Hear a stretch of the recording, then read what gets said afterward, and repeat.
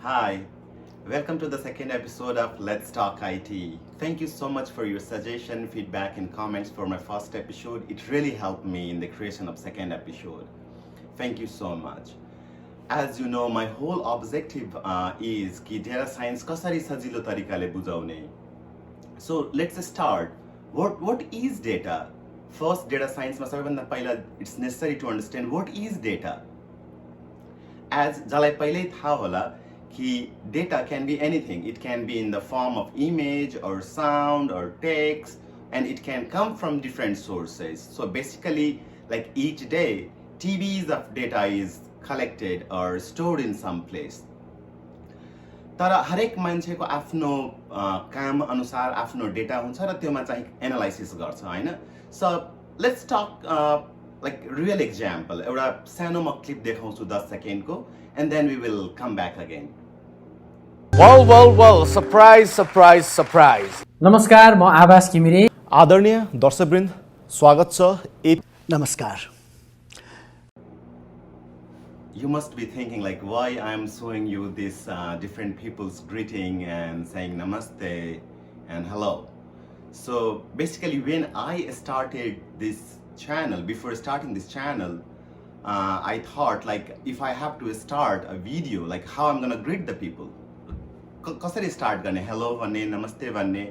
So मैले केही युट्युबमा भिडियो हेरेँ, like a bunch of videos, like 20-30 videos, अनि त्यसपछि त्यसलाई एनालाइज गरेँ कि कुन भिडियो कस्तो नेचरको छ र त्योमा चाहिँ मान्छेले कसरी ग्रिट गर्छ. So what after seeing all this video what I came to know कि सबको आफ्नो स्टाइल छ. बेसिकली मेरो अन्डरस्ट्यान्डिङ हो र त्योमा चाहिँ दे डोन्ट धेरै फोकस गरेको छैनन्. Whatever they are convenient र अडियन्स कस्तो छ, सो कस्तो छ त्यो अनुसार गर्दै हुनुहुन्छ. सो बेसिकली यो चारवटा जुन डिफ्रेन्ट व्यक्ति हुनुहुन्छ हैन, त्यसलाई चाहिँ मैले स्टडी गरेँ. सो मेरो लागि यो चारवटा डेटा भयो र एनालाइसिस चाहिँ मैले गरेँ. फेरि स्टिल एनालाइसिसको होल पार्ट बाँकी नै छ, जब कि हामीले कति फेरि डेटा एनालाइसिस टपिक चाहिँ कुरा गरिरहेका छौँ. एनालाइसिस मा जानभन्दा पहिला डेटा सेटको कुरा गरौँ. What is set? कज यो टर्म एकदमै धेरै सुनिन्छ डेटा साइन्समा. So what is data set? Set means collection of anything. कुनै पनि डेटाको कलेक्सन छ भने डेटा सेट भन्छौँ. Suppose if it is the collection of a data related with vegetables, then we can say it's a vegetable data set. त्यस्तै real लाइफमा suppose it is related with the health care, अनि हामी health care data set भन्छौँ या financial data set भन्छौँ. जस्तो industry र जस्तो नेचरको डेटा हुन्छ, we call it that kind of data set. So set is a collection. So now what is analysis? Analysis is nothing but understanding. कुनै चिजलाई बुझ्नु नै एनालाइसिस हो. So basically data understanding is data analysis. अनि data सेटलाई चाहिँ कतिपय ठाउँमा चाहिँ डोमेन पनि भन्छ कि कुन कस्तो सेट अफ डोमेनमा तिम्रो डेटा छ हैन. अनि कसैले हेल्थ केयर भन्छ या जसले जेमा काम गरिरहेको हुन्छ, this say accordingly. As I work in a healthcare data analyst, so understanding, if the analysis is the process of understanding, भनेपछि त्यो डेटा डोमेनमा चाहिँ पक्कै पनि धेरै इन्फर्मेसन हुनुपर्ने हो, मतलब आफूलाई चाहिँ जानकारी हुनुपर्ने हो. र होल आइडिया यो डेटा साइन्सको यहीँबाट छुटिन्छ के.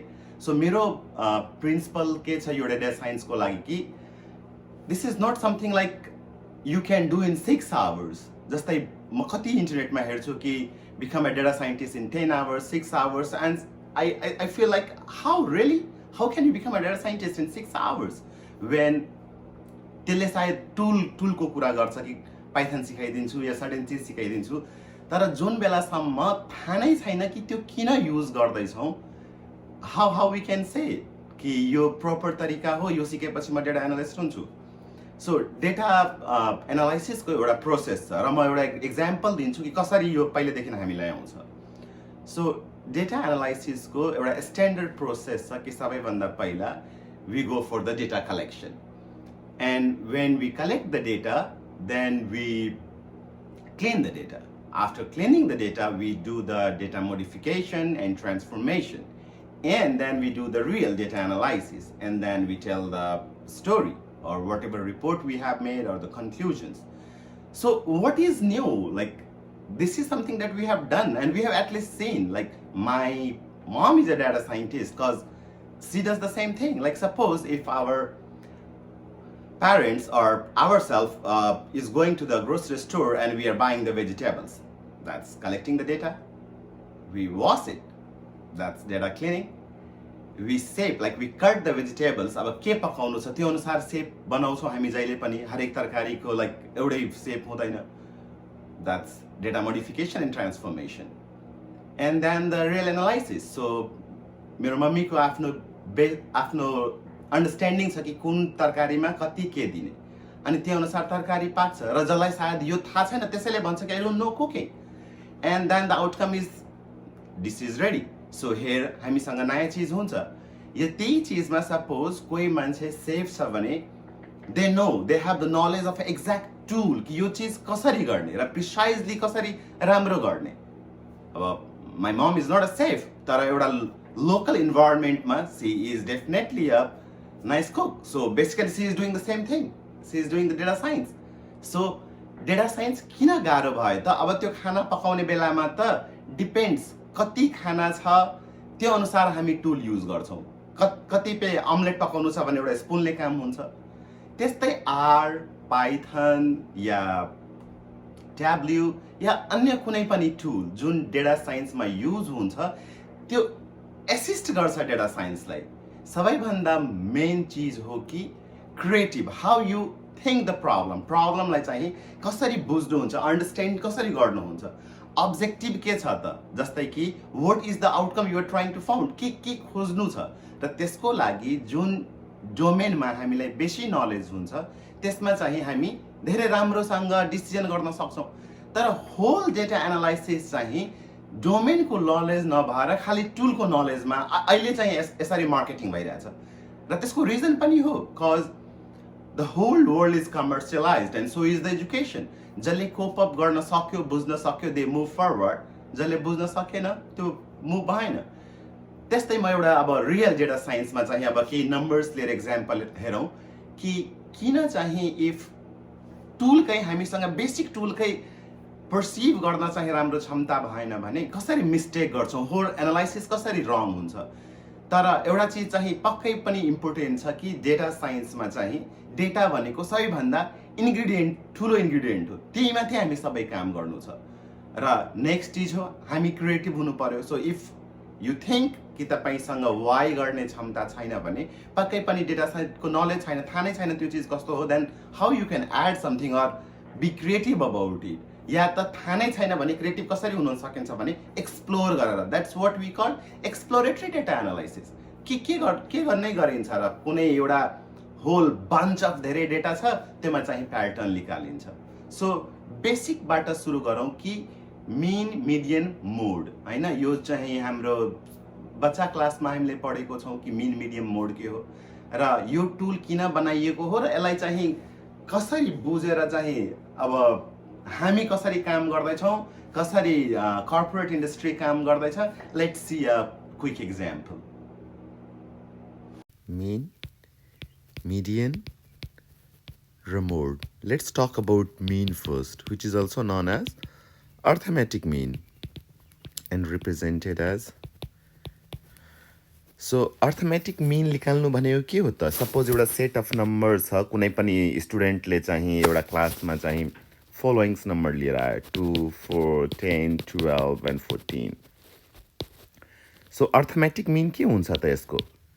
अब यसको अर्थमेटिक मिन हुन्छ sum of all the numbers by total number of number present. So 4 to 6, 16, 18, 28, 30, 40, 42 by 5. 1, 2, 3, 4, 5. 8.4 यो चाहिँ अर्थमेटिक मिन भयो. सो बेसिकली जब हामी एभरेज निकाल्छौँ अनि कुनै एउटा मेजर निकाल्छौँ कि अब योबाट कसैलाई सिलेक्ट गर्नु छ कुन राम्रो स्टुडेन्ट हो भने हामी भन्छौँ anyone suppose above 8.4 will be a good student. So यहाँदेखि हामी यो पार्टमा जान्छौँ. तर डेटा एनालिसिस भनेको यो पत्ता लगाउनु मात्र होइन. That's what I am trying to say. हामी यो पनि बुझ्न निकै जरुरी छ यो र यो किन चाहिँ एभरेजलाई मिट गर्न सकेन त. के कारण थियो कि यिनीहरूले 8.4 स्कोर गर्न सकेन. यही प्रब्लमलाई म अलिकति बुझाउनलाई म एउटा अझै एक्जाम्पल दिन्छु एउटा सानो मार्कसिटको लेट्स सी द्याट सपोज कुनै पनि ग्रेडमा चाहिँ स्टुडेन्टले यसरी स्कोर गर्यो and the full mark was 100 and the pass mark was 60 and there were 3 different students X, Y, Z and each scored different numbers. So if we calculate the average then they will get like 98, 84 and 48. The normal assumption what it we will assume is someone who has scored 48.66 is not a good student.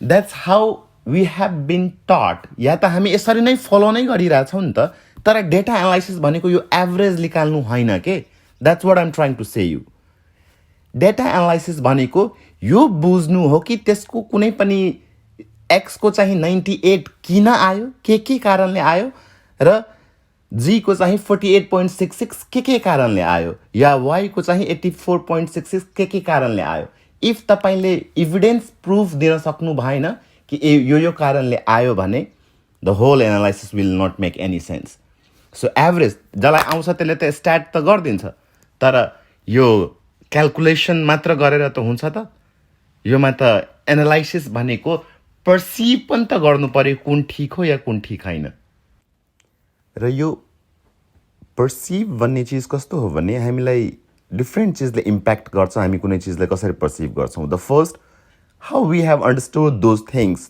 Through out our life कसरी हामी त्यो चिजलाई बुझेको छौँ अनि त्यसको एउटा एक्जाम्पलबाट हेरौँ है त कि किन पर्सिभले चाहिँ इम्प्याक्ट गर्छ हाम्रो डिसिजन मेकिङमा फर एन एक्जाम्पल यो ब्रिज छ ब्रिजलाई जर्मन ल्याङ्ग्वेजमा चाहिँ अब यसलाई फेमिनिनको रूपमा राखिएको छ र स्पेनिसमा चाहिँ मेस्कुलिनको रूपमा राखिएको छ र इट हेज बिन सेड मैले चाहिँ टेड टकबाट चाहिँ यो सुनेको है कि जर्मन ल्याङ्ग्वेजको मान्छेले चाहिँ ब्रिजलाई डिफाइन गर्दाखेरि चाहिँ मोर अन इम्फेसिस गर्यो फेमिनाइन पार्टमा like bridge is beautiful and so on and Spanish like स्पिकरले चाहिँ मोर मेस्कुलिन साइडमा लाइक इट्स स्ट्रङ ड्युरेबल त्यसरी डिफाइन गर्यो सो कुनै पनि चिजको बारेमा मान्छेको पर्सपेक्टिभ हरेक मान्छेको आफ्नो पर्सपेक्टिभ हुन्छ आफ्नो सोच हुन्छ त्यो सोच कसरी छ त्यसले चाहिँ अल्टिमेटली एनालाइसिसमा डिफाइन गर्छ सो टुल त त्यही हो ब्रिज त त्यही हो त्यो ब्रिजलाई कसरी पर्सिभ गरिन्छ so far we might have understood like to observe perceive गर्न निकै इम्पोर्टेन्ट छ र one of the major ingredient to perceive जुन हामी अब्जर्भ गर्छौँ त्यसको लागि हाम्रो प्रिडिफाइन्ड हामीले कसरी त्यो चिजलाई बुझेको छौँ र जहिले पनि we have to take out one thing from our mind एकजना व्यक्ति या कुनै पनि स्टुडेन्ट हरेक सब्जेक्टमा राम्रै हुन्छ भने इट्स नट नेसेसरी र सपोज कोही स्टुडेन्ट कुनै चिजमा राम्रो छ भने हामीले इन डेप्थमा गएर बुझ्नुपर्छ ऊ किन राम्रो छ किन राम्रो छैन जस्ट एउटा एभरेजले डिटरमाइन गर्न सक्दैन I will talk more about this on next episode thank you for watching